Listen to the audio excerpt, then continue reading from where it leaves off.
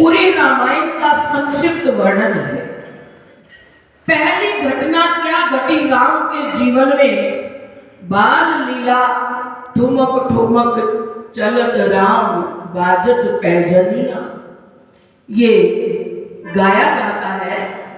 और भगवान जब थोड़े से और आगे उनका जीवन बढ़ता है, एक घटना, पहली घटना क्या घटी? गुरु विश्वामित्र राम जी को अपने साथ लेने के लिए दशरथ से मांग करते हैं कि राजन, राम लक्ष्मण को मेरे साथ भेज दीजिए, मुझे जंगल में राक्षस मेरा यज्ञ जो संपूर्ण नहीं होने देते, ये यज्ञ की रक्षा करेंगे। राजा दशरथ कहते हैं, गुरुदेव आपने क्या मांग लिया? कुछ और मांगिए, ये तो मेरे प्राण है, मैं नहीं दे सकता। और आप कहते हो ये मेरे यज्ञ की रक्षा करेंगे, इनकी आयु कितनी है? तब गुरु विश्वामित्र कहते हैं, राजन ये तुम्हारे घर परमात्मा आए हैं, तुम्हें अपने पुत्र लगते हैं, लेकिन ये तो सबके पिता है। तब कुछ समय चर्चा रही। गुरु वशिष्ठ जो राजा दशरथ के गुरुदेव थे, वो पास खड़े हैं। उन्होंने संकेत दिया, आज्ञा दी, राजन चिंता ना करो, इनको गुरु विश्वामित्र के साथ भेजना होगा। गुरु की आज्ञा शिरोधार्य करके राम लक्ष्मण को साथ भेजा। और रास्ते में क्या क्या घटना घटी, इसी के अंदर आप श्रवण करते रहिए। दशरथ के घर एक दिन आए विश्वामित्र मुनि ज्ञानी, दशरथ के घर एक दिन आए विश्वामित्र मुनि ज्ञानी, संग चले थे राम लखन की कहते ज्ञान कहानी, संग चले थे राम लखन की कहते ज्ञान कहानी। और रास्ते में एक पहाड़ नजर आया, और वो पहाड़ नहीं था, ताड़का राक्षसी थी। चलते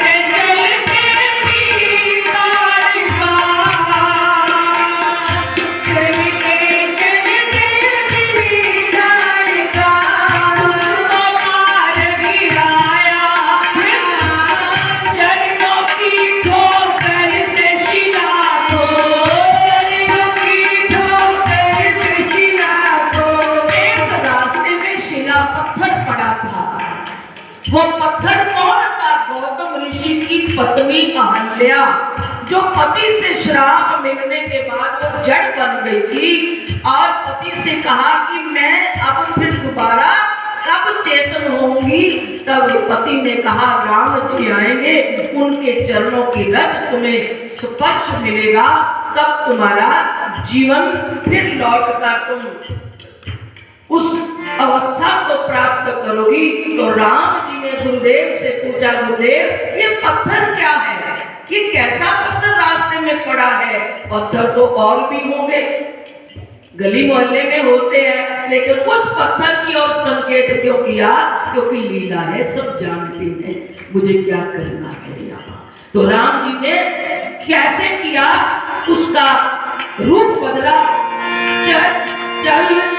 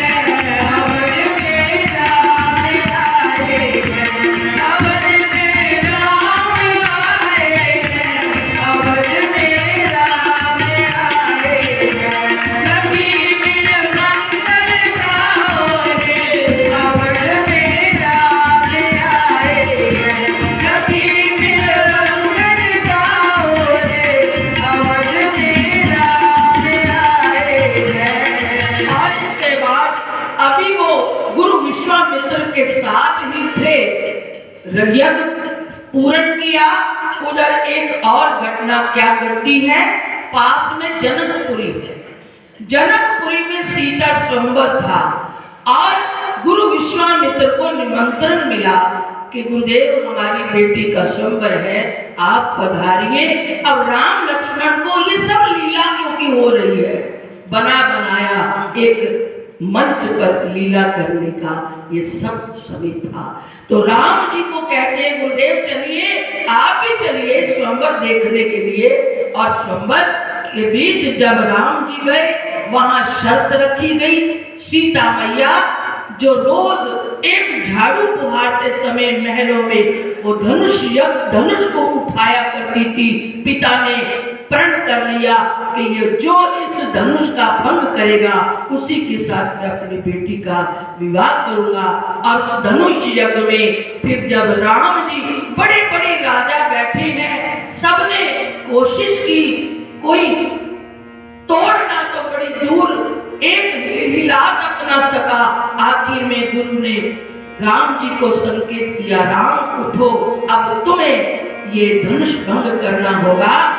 धनुष यज्ञ में बैठ गए दशरथ राज दुलारे, धनुष यज्ञ में बैठ गए दशरथ राज दुलारे। शिव धनुष ना टूट किसी के, हिम्मत कर सब हारे। शिव धनुष ना टूट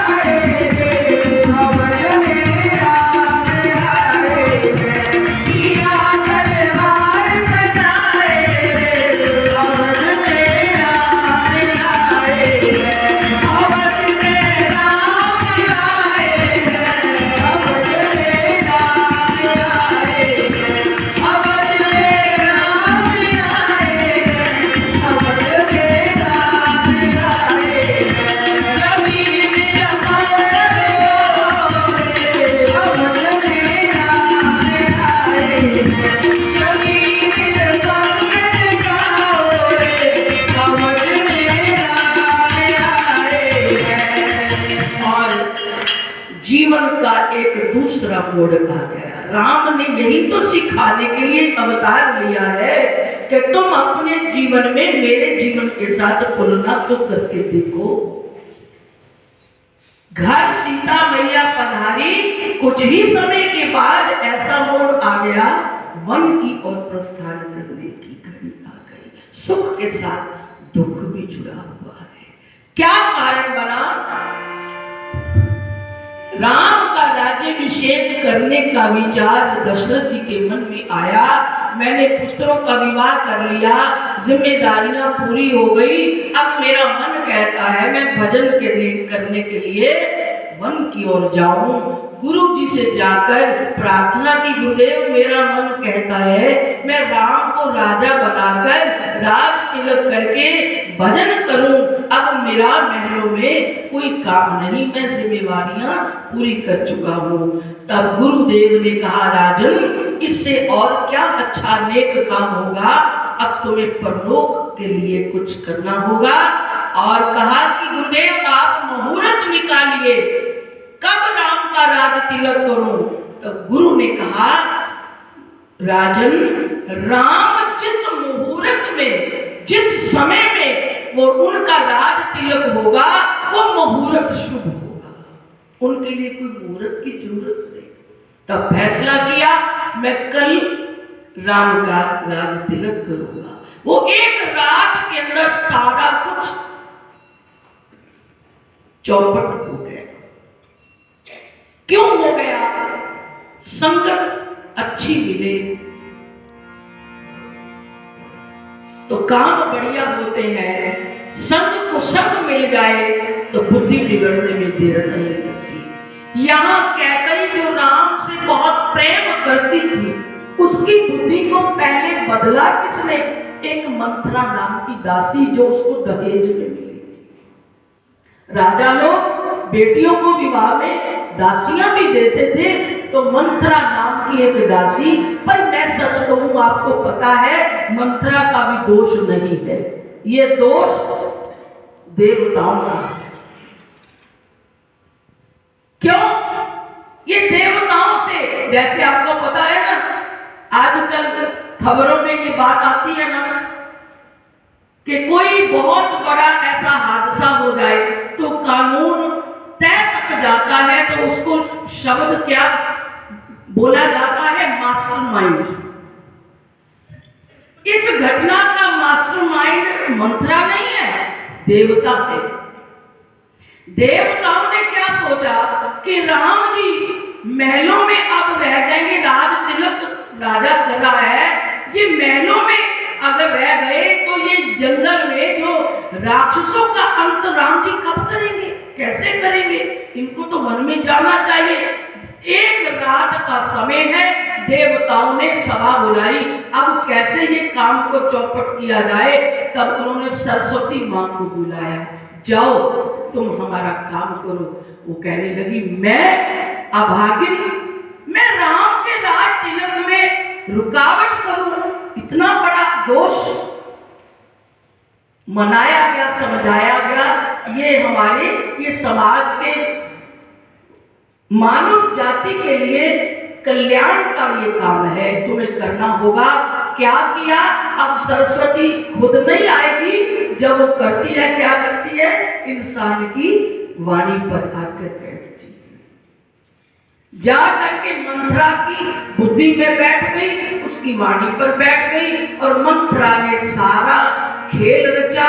उसने सोचा अब मैं कैकई को अपने साथ लूं, और बताया तू क्या सोचती है, कौशल्या रानी बन जाएगी तो उसकी दासी बन जाएगी, उसका पुत्र राजा बन रहा है, तू नौकरानी बन जाएगी, और क्या होगा?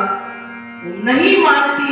आखिर जब एक बार मंथरा ने कैकई को छुआ, सारा पूरा का पूरा उस पर मानो प्रभाव डाल दिया। फिर वो कहने लगी, बता मंथरा अब मैं क्या करूं, एक रात के समय करूं क्या? कहने लगी, तुम्हें पता नहीं तुम्हारे पास 2 वरदान हैं, आज समय है वो अपने वरदान मांग ले। फिर वो घटना कैसे घटती है आओ सुनो।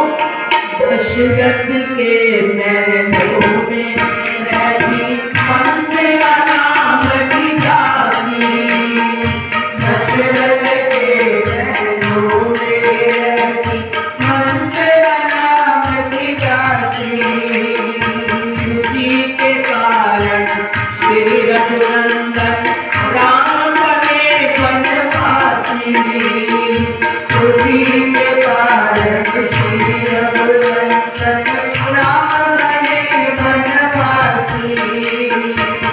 संग चले सीता और लक्ष्मण, संग चले सीता और लक्ष्मण, योगी वेश बना कर, चलते चलते ठहर गए हो, चलते चलते ठहर गए हो,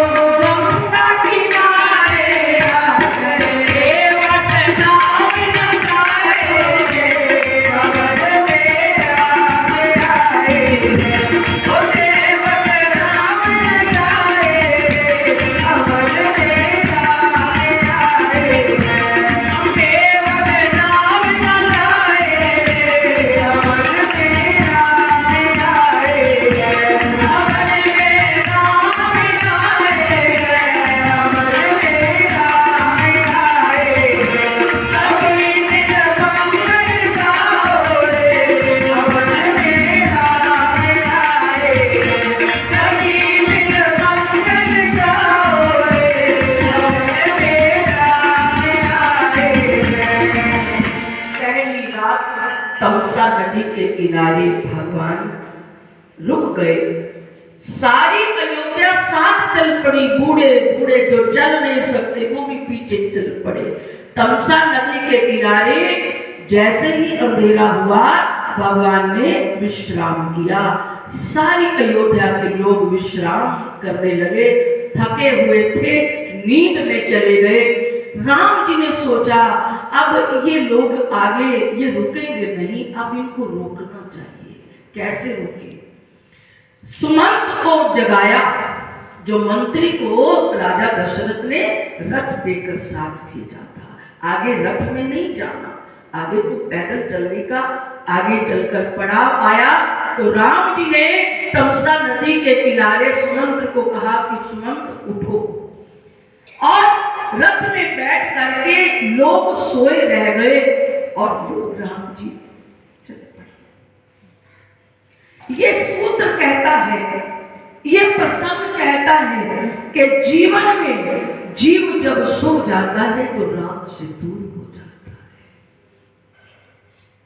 जागृत अवस्था बनी रहे तो राम के करीब रहेंगे, नहीं तो जीव सो गया, ना जाने कितने जन्मों का उस राम से वियोग बन जाएगा। ऐसे ही क्या घटना घटी? आगे गंगा मैया का दर्शन हुआ। गंगा किनारे राम जी ने गंगा पार करनी है। प्रेम वार्तालाप प्रसंग आता है रामायण का। एक केवट गरीब आदमी नौका लेकर बैठा है, उसको पता चला कि राम जी आए हैं। उसने अपनी नौका को तैयार रखा राम के लिए। राम जी ने कहा केवट हमें गंगा पार करा दो। उन्होंने कहा ठीक है प्रभु, आपको गंगा पार कराता हूँ। अब राम जी कोई काम कोई पैसा तो लेकर घर से चले नहीं, कुछ भी पास नहीं है। उस वक्त राम जी ने जब केवट को कहा तो केवट ने कहा प्रभु मैं आपको एक शर्त पर अपनी नौका में बिठाऊंगा। क्या शर्त है तुम्हारी? लक्ष्मण जी गुस्से में आ गए, ये इतना नीच आदमी मेरे भगवान के साथ बराबरी की बातें कर रहा है, एक शर्त दे रहा है। क्या शर्त है तुम्हारी? प्रभु मैंने सुना है तुम्हारे चरणों में जादू है, जिसके साथ छू जाता है वो चेतन बन जाता है। आपने रास्ते में मैंने सुना है पत्थर को नारी बनाया है, और मेरी तो लकड़ी की नाव है, ये नारी बन गई तो मेरा परिवार का पालन पोषण मैं कैसे करूंगा? मैं पहले आपके चरण धोऊंगा, वो चरणामृत खुद पीऊंगा, परिवार को पिलाऊंगा, फिर आपका ये जो जादू पूरा देखूंगा, फिर मैं आपको बिठाऊंगा। राम जी ने स्वीकार किया। क्यों? प्रबल प्रेम के पाले पड़कर राम को नियम बदलते देखा। ये क्या है? नियम बदला है। आज भगवान ने कभी कभी भगवान को भी भक्तों से काम बने। जाना था गंगा पार, प्रभु केवट की नाम चली। तो क्या हुआ? प्रभु बोले अब देर करो ना, पार उतारो भाई। प्रभु बोले अब देर करो ना, पार उतारो भाई। केवट बोला डरता हूँ मैं आज नाम रघुराई। केवट बोला डरता हूँ मैं आज नाम रघुराई। क्यों डरता हूँ? चरणों की ठोकर से सिरा को, चरणों की ठोकर से सिरा को नारियों का बनाया। मेरी तो ये काट की नैया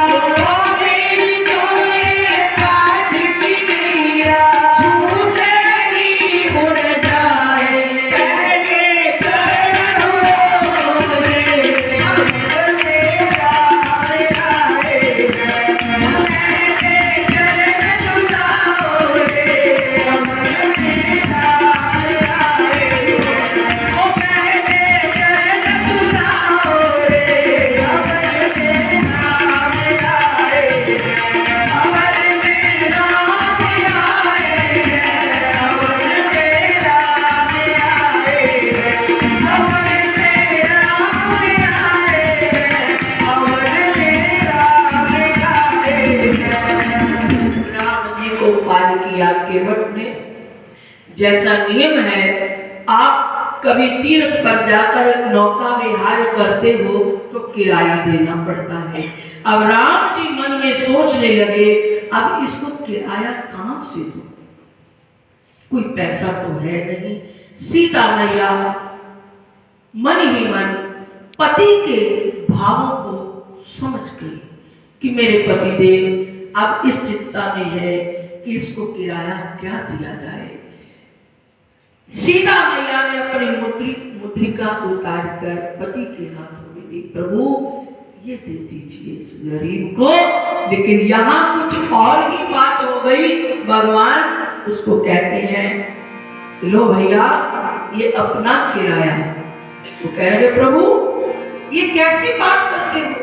मेरा और आपका तो पेशा एक है, कारोबार एक है। लक्ष्मण गुस्से में आ गए, ये इतना छोटा आदमी मेरे भगवान के साथ बराबरी कर रहा है।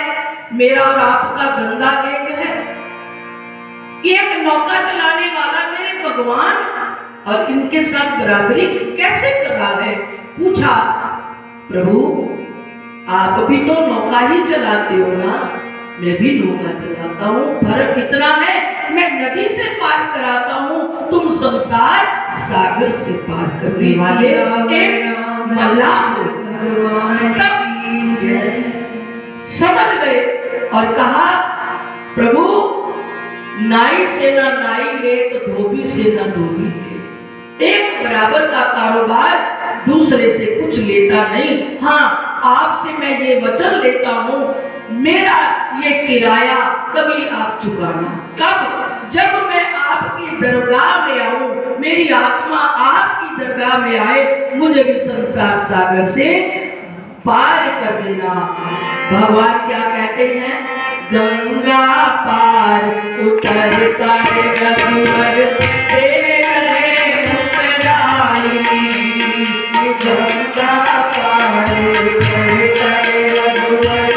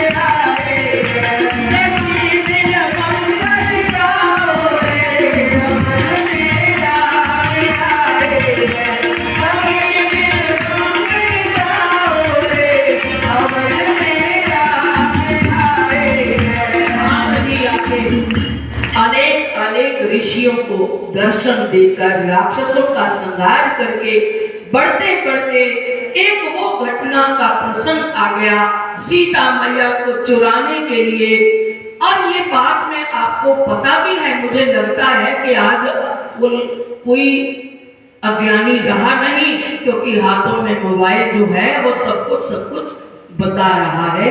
और जिनको रामायण पढ़ने का कुछ अभ्यास है उनको तो होगा ही कि राम जी ने सीता मैया को कहा, हे सीते, जब पंचवटी में रह रहे थे और कहा कि अब समय आ गया है जो काम करने के लिए हमने अवतार लिया है, राक्षसों का संहार। अब तुम ऐसे करो, अपने आप को अग्निदेव के अंदर समाहित कर दो, केवल परछाई रह गई थी।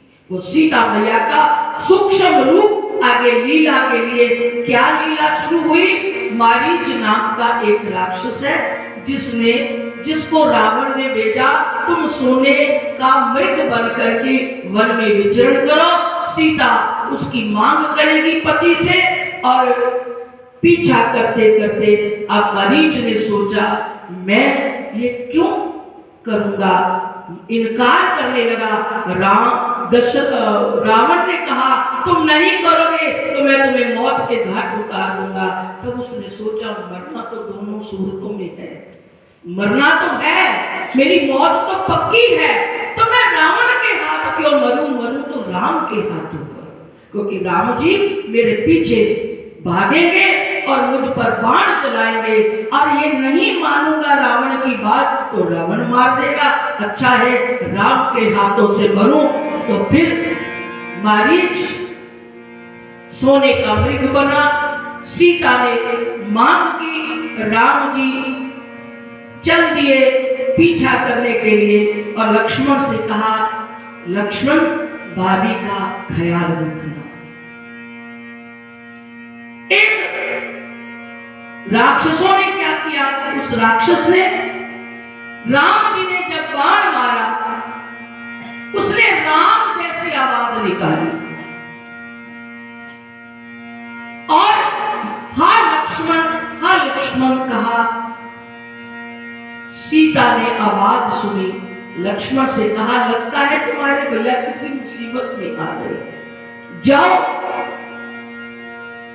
लक्ष्मण जी कहते हैं भाभी ये वन का मामला है, हो सकता है वो राक्षस हो, मैं आपको छोड़कर नहीं जाऊंगा। सीता क्रोध में आ गई, आखिरकार फैसला क्या लिया, एक लक्ष्मण रेखा उसने अपने बाण से खींच दी। दोनों धर्म संकट से बाहर आने का यही एक रास्ता था कि भैया की आज्ञा का पालन भी हो जाए और ये काम भी हो जाए। लक्ष्मण रेखा खींची और रावण आया और भिक्षा मांगी और भिक्षा के लिए सीता मैया फल लेकर आई। तो रावण कहता है हम ऐसे वैसे योगी नहीं, देना है तो बाहर आकर दो। बाहर आकर देने के लिए जब आई तो रावण ने उठाकर अपने रथ में ले लिया और अपहरण हो गया सीता का। और सीता को फिर प्राप्त करने के लिए रावण के साथ युद्ध हुआ।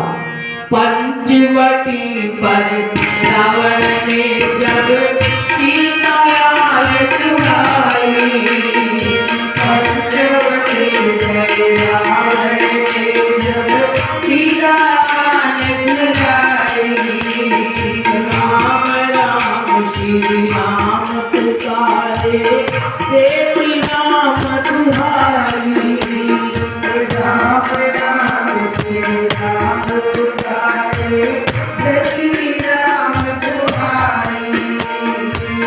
वन वन डोले तब डोले,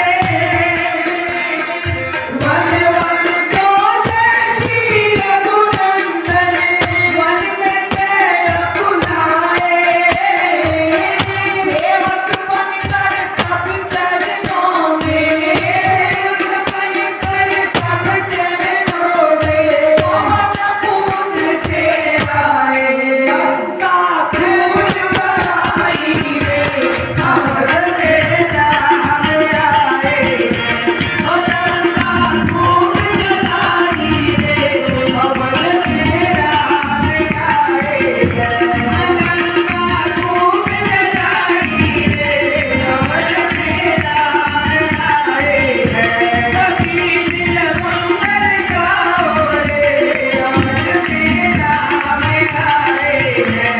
राम जी ने रावण के पूरे वंश को समाप्त किया और विश्व पर धरती का भार समाप्त करके अधर्म का विनाश कर धर्म की पुनर्स्थापना की। दल बल के संग लंकापुरी पर राम ने करी चढ़ाई, दल बल के संग लंकापुरी पर राम ने करी चढ़ाई, तीर छत्र से रावण मारा विजय ध्वजा लहराई, तीर छत्र से रावण मारा विजय ध्वजा लहराई।